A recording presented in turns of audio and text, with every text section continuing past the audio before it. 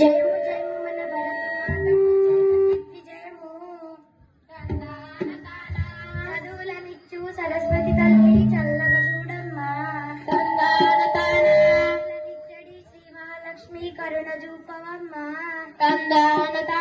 శత్రు వినాశము చేసేడు దుర్గా జయము నీవెనమ్మా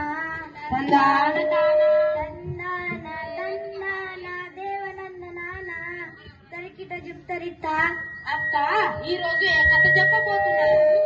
ఏదో కాదురా, నల్ల మహారాజు కథ, పాండవుల కౌరవుల కథ, మరాఠీల కథ, రామ కథ, లవకుశుల కథ, సీతమ్మ కష్టాలు. ఏందక్క కథలన్నీ గాతనైపోయినాయి కదా, కొత్త కథ చెప్పరాదా? ఏందిరా పాత అంటే రోతగా ఉందా?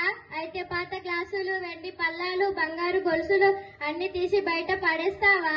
ప్రతి వాడికి ఇదే ఫ్యాషన్ అయిపోయింది. పాత లేదో కొత్త అయిందో తిక్క సన్నాసి. ఎప్పుడు కొత్త కొత్త అని అరుస్తుంటావు గాని ఈ కొత్త అంతా పాత కథరా పుట్టింది. అరే అరే ఇప్పుడు నేనేమన్నానే, కరెంట్ షాక్ తగిలిన కాకి లెక్క అట్లా అరుస్తున్నావు?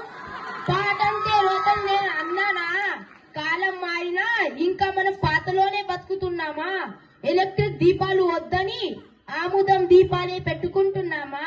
బస్సులు రైళ్లు కొత్తవని ఎడ్ల బండి మీదనే ప్రయాణిస్తున్నామా? ఒరే తమ్ముడు చెల్లి, అనవసరంగా మీరు ఇట్లా కొట్టుకొని రసబస చేయకండి. తమ్ముడు అన్నట్లు ఈ రోజు మనం కొత్త కథనే చెప్పుకుందాం. మంచి పని అయింది. చాలే, ఈ రోజు మనం చెప్పుకోబోయే కథ సీత ఇష్టం. తక తరికిట తరికిట తా. ఇది పేద ఇంటిలో పుట్టి పెరిగిన పైడి బొమ్మ కథరా. చదువు సందెలో పేరు పొందిన చక్కడమ్మ కథరా. ఓటమి నెరగక పోరాడే ఒక వీరబాల కథరా. 10 మందికి ప్రేరణనిచ్చే వర్తమాన కథరా. తరికిట జుంతరిత్త. ఇంతకు ఎవరు పైడి బొమ్మ, ఏం కథ? అయ్యలారా అమ్మలారా, శ్రీలు వెలిసిన భరత భూమిలో రాజనాలు పండే రత్నాల నేల తెలుగు నేల. ఆ తెలుగు నట్టి రామపురం అనే పల్లెటూరు. ఆ పల్లెలో శివయ్య గౌరమ్మ అనే పేద దంపతులు ఉన్నారు. ఆ దంపతులకు కలిగిన తొలి సంతానమే సీత. సీతను బడికి పంపాలా వద్దా అనుకుంటుండగానే వాళ్ళకు మరో పిల్లవాడు పుట్టాడు. సంతానాన్ని ఇక్కడికి ఆపేద్దామా వద్దా అని వాళ్ళు మొదలు పడుతుండగానే మరో కూతురు పుట్టింది. ఆలస్యం అమృతం విషం అంటే ఇదేనేమో. నువ్వు నోరు మూస్తావా ముయ్యవా? నోరు మూసుకునే కాలం పోయిందక్క.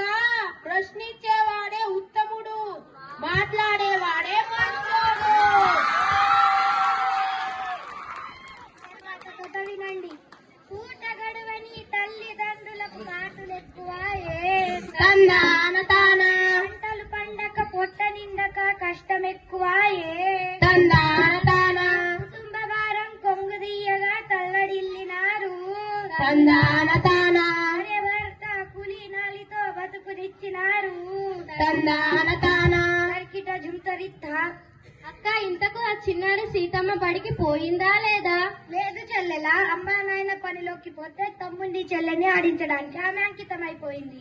పిల్లలు బడిలో పెద్దలు పనిలో అనే సంగతి వాళ్లకు తెలీదా అక్క? 16 ఏళ్లలోపు పిల్లలను పనిలో పెట్టదనే చట్టాన్ని గురించి తెలీదా? చట్టాలు అమలు చేయడమే ఒక్కరి బాధ్యతతో అనుకున్నంత కాలం పరిస్థితిలో మార్పు రాదురా తమ్ముడు. ఇంతకు ఆ చిన్నారి సీతమ్మ ఏం పనులు చేసిందక్క? ఇంటి పనులనే చేసారా, వంట పని కొంత నేర్చారా, బీడీలోనే తను చుట్టారా, వత్తి చెల్లకే పోయారా, వత్తిల బతుకయ్యారా. దినరా సోదర, చదువుల తల్లి దిననతనిప్పుడు, నిరుపేద కథ ఎప్పుడు. తరికిట జుంతరిత్త.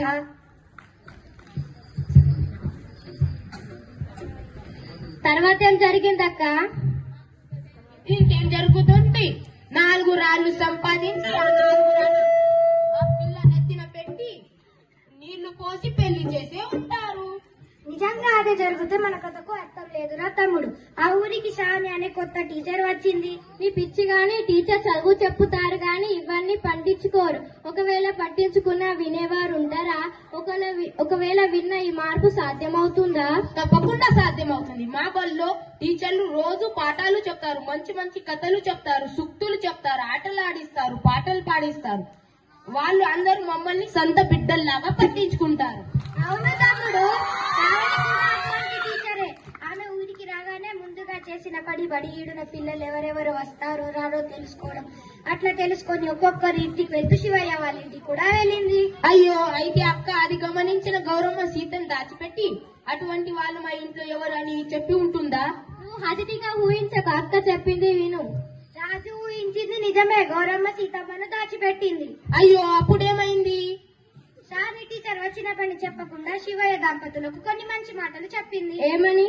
ఓ భారతీయుడా బాలబాలుడా వినవయ్యా వీనుల విందుగా, తెలుసుకోవయ్యా చరితను ముందుగా, ఎన్నో జన్మల పుణ్య ఫలమది మానవ జన్మము, అది మానవ జన్మము. అందులో నువ్వు ఆడపిల్లగా పుట్టుట శ్రేష్టము. అవును, పుట్టుట శ్రేష్టము.